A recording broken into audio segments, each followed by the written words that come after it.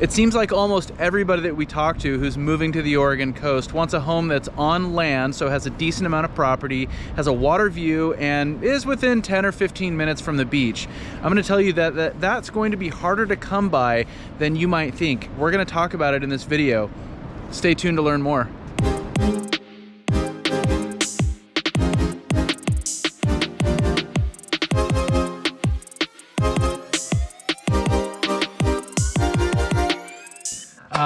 The Oregon coast, tranquil, majestic, gorgeous, a place that a ton of people are really interested in moving to, and so many people that we talk to really want a place with at least a little bit of land. So third of an acre at least, half an acre. A lot of people want 1 to 2 acres. So that's not in and of itself impossible. Everybody wants a water view, an ocean view for the most part, but a lot of people would enjoy a lake view or a river view or even a creek, a pond on the property, something like that. Everybody wants a water view and everybody wants to be near the beach, at least within 10 to 15 minutes. That, again, in and of itself, not incredibly difficult, but the combination of those things is not all that common and probably more expensive than you're thinking.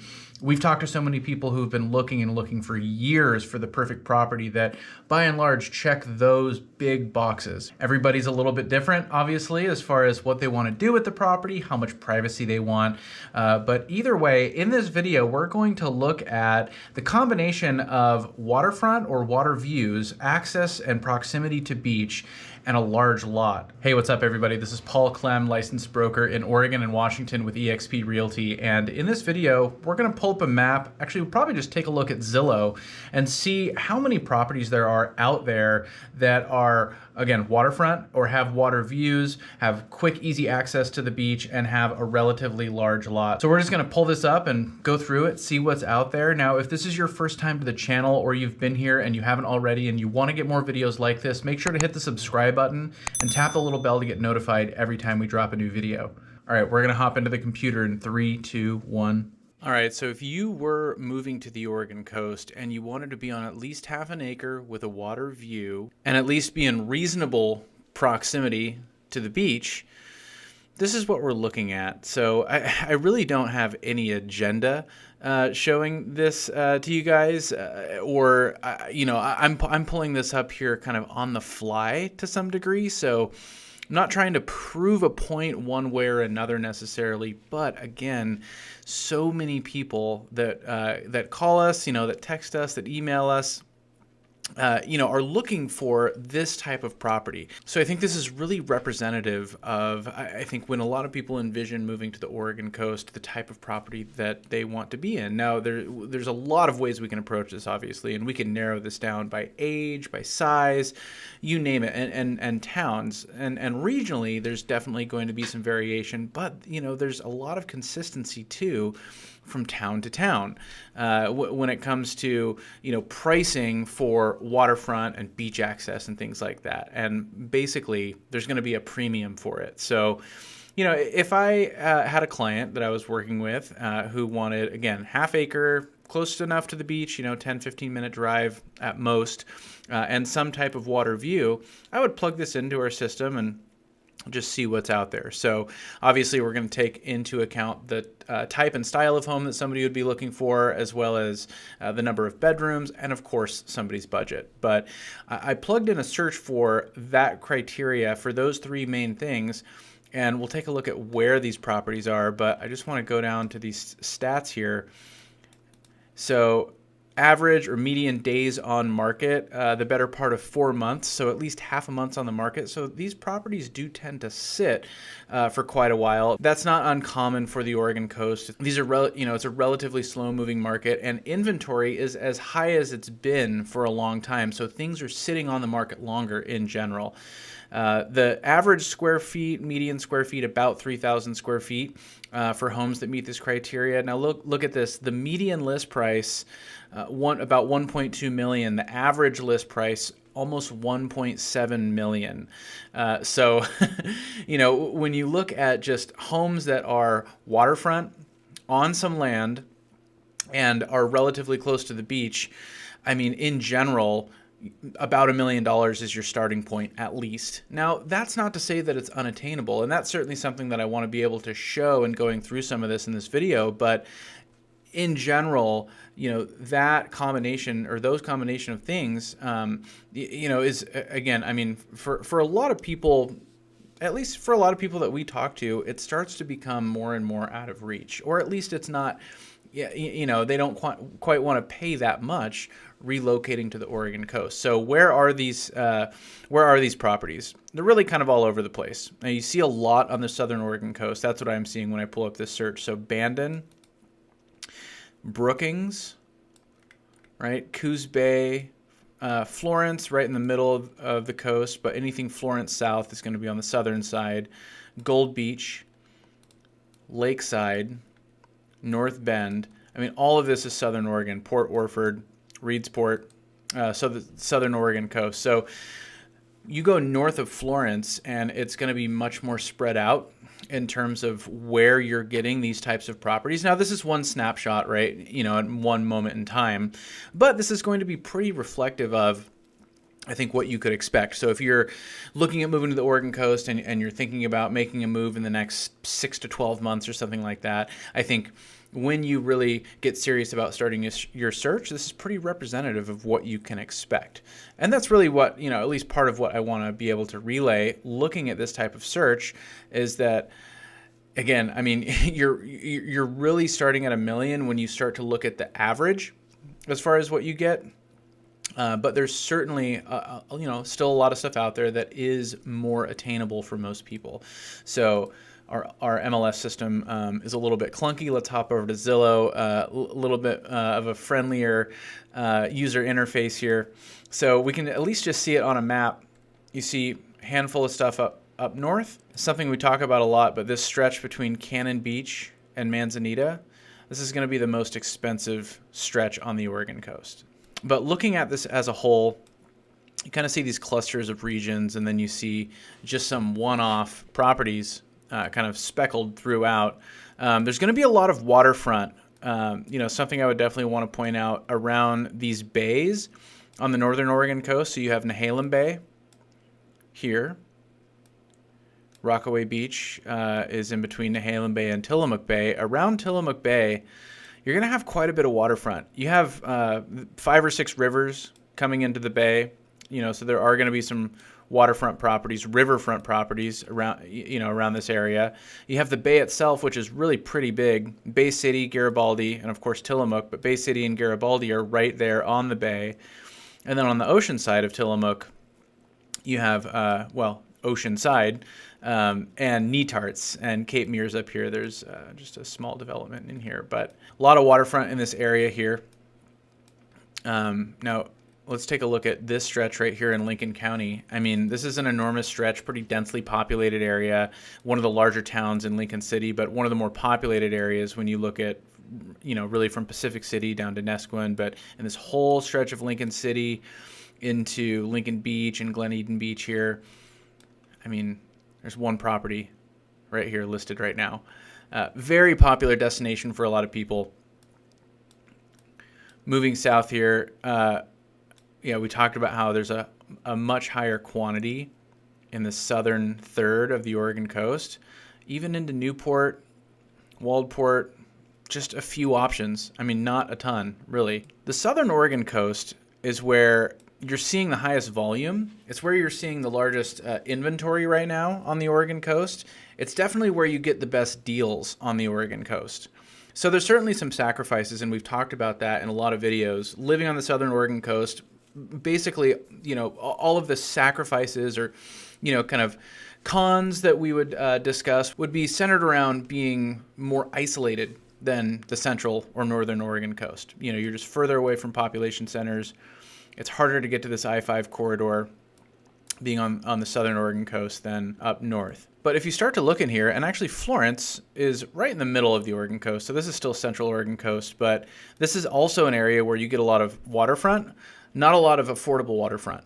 So you're not getting a ton of bang for your buck necessarily. It's a relatively affordable market compared to other areas of the Oregon coast, and actually a place where you can get really good bang for your buck. But when you start looking at anything waterfront, it's going to jack up the price quite a bit. So here, this is on the river, on the Siuslaw River, but up here around Hasita Beach, you can get a little bit of that, although this is pretty dense in there.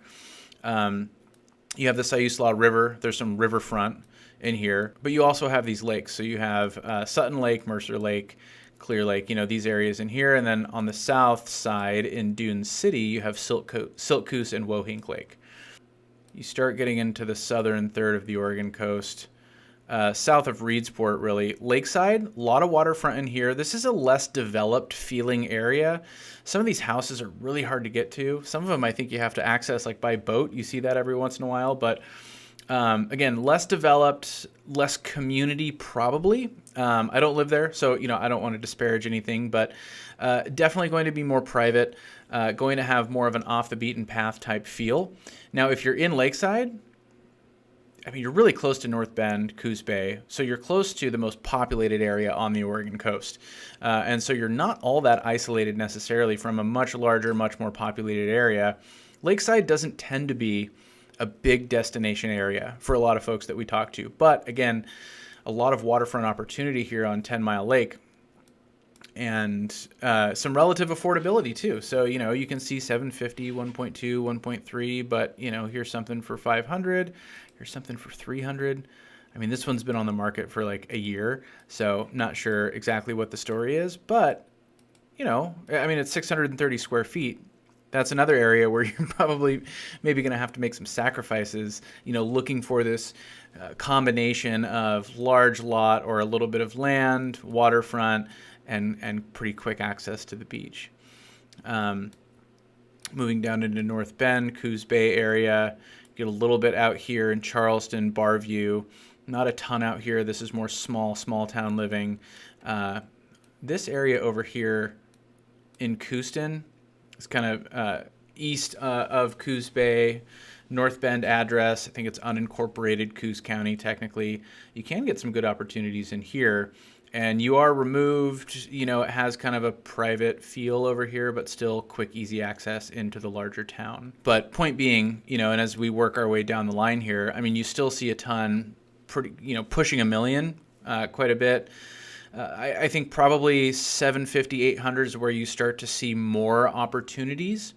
But again, the average, the median being around 1 million for homes that meet that type of criteria. And Bandon too. Bandon is the most expensive town in Coos County. So with the most of Southern Oregon coast being more affordable than anywhere else on the Oregon coast, Bandon is going to be probably the most expensive spot, on the Southern Oregon coast. One in Port Orford there. Same deal, kind of like we saw on Lakeside. Yeah, it's 350, 2 beds, 1,000 square feet. Maybe something you can work with. But Port Orford, like Lakeside, is not necessarily a really big destination spot for a lot of people. Now, moving onto the southernmost section of the Oregon coast, Gold Beach and Brookings, a lot of people do inquire about this area. Some people do opt to move on when they learn more about it or visit, but it is objectively a beautiful area and really has a lot to offer. The hospital is here in Gold Beach. Brookings is the larger town, but between the two towns, you really kind of have everything you need. Although you are still pretty isolated, it is kind of a self-sustained, area where, again, you don't necessarily need to be traveling too far to get the things that you need day to day. You have the Rogue River coming in to Gold Beach, and you can see actually a fair amount of oceanfront development. So a lot of these that we're seeing here do have ocean views. You're at some elevation here, so these actually might have ocean views, or you're closer to the Rogue River. But look at that, 12 million up in here. Okay, we have to check that one out. 8,500 square feet, just an absolute compound. But you can see the beauty, and even this is, it looks incredible. But Yeah, I think somebody could look at this and say, yeah, this could use some updating. So, even at these really, really high prices, the premium that you're paying is really tied to not just the beach access and the larger lot, but really more than anything, the ocean views. Kind of a similar story working our way down. You have some of these areas here around Samuel Boardman State Park. And then as we make our way down into Brookings, you can see a fair amount of options. Probably, the largest quantity of options of any town that we're seeing here. And a little bit of a range. I mean, 520, 529, almost 600. Definitely some up into 1.2 million to 2.2 million, 3 million up here. And you can see, and actually this photo right here illustrates it pretty well. So this whole stretch really, Gold Beach to some degree, but Brookings too. You have the highway pretty close to the ocean and to the beaches, but then you have a lot of elevation as you move east. So you can be pretty far east and actually, get some ocean views and not necessarily, be all that close to town or have great beach access. But at any rate, this whole stretch, like say up on Carpenterville Road, for example, up in here, you can still get some ocean views, but be a little bit more removed. All right, last thing, let's take a look at homes that have sold in the last 12 months that have the same criteria. Again, half an acre or more, close access to the beach, and water views. But let's first take a look at some of the stats. So median days on market 54, average days on market 78. So closer to 2 months than the 4 months we're seeing for the active inventory. Obviously, a lot of these properties sold, and the ones that haven't sold probably have some issues. We are seeing inventory grow in that way. So typically when you look at just a past, 3, 6, 12 months of homes that have sold, the days on market is going to be a little bit less. Median list price 700, median sold price 700. So you can see what gets gobbled up is the homes that are not up over $1 million. Those are the homes that end up sitting on the market for quite a bit longer because there's just a much smaller buyer pool for the properties that are $1, $2, $3, $4, $5 million. So a lot of what's been sold in the last 12 months, again, that meets that criteria, it's actually going to be closer to 700, which is pretty consistent with what we see actually. Like I mentioned earlier in the video, there's a pretty clear distinction once you hit, I think I said 750 or 800. This data would reflect 700, but okay, whether it's 700 or 800, when you get more into that range, the opportunities open up quite a bit. And that doesn't necessarily always mean that you get larger homes or nicer, but in terms of being able to have the criteria that we're talking about, that is really where more doors start opening up. And so actually, if we look at the median square feet, average square feet, closer to 2,500, whereas what's sitting and what's currently on the market starting closer to $1 million is well up over 3,000 square feet. So the homes that are more modest in size too are typically, and what we're seeing is are homes that are selling a lot quicker. Pretty similar distribution. A ton in Brookings, Coos Bay, Florence, Gold Beach, a little bit of Lakeside there, but North Bend as well, Port Orford. So much of this is southern Oregon coast. And, you see quite a bit of central and northern Oregon coast as well. But, I mean, without counting it up here right now, it's probably at least 2/3 of these properties are on the southern Oregon coast. So if that's any indication for you as far as, where the highest likelihood of finding the property that you're looking for would end up, if you are limited to central or northern Oregon coast, there's still opportunities there, as we can see, but they are fewer and certainly more far between. So if you are thinking about moving to the Oregon coast, if you want to dig more into a search like this, if you want us to set up a search for you and start monitoring new listings as they come up and talk about what these different markets look like, obviously there's a ton of nuance and a lot more that we can dig into. So if you want to talk more about that, give us a call, send us a text, shoot us an email, or click the link down below in the description of the video. Schedule a Zoom call with us and we can talk more all about that. If this video is helpful, make sure to hit the like button. That helps us out a lot. If you want to get more videos like this, make sure to subscribe to the channel and tap the little bell to get notified every time we drop a new video. As always, we really appreciate you watching. Until next time, we'll talk to you later.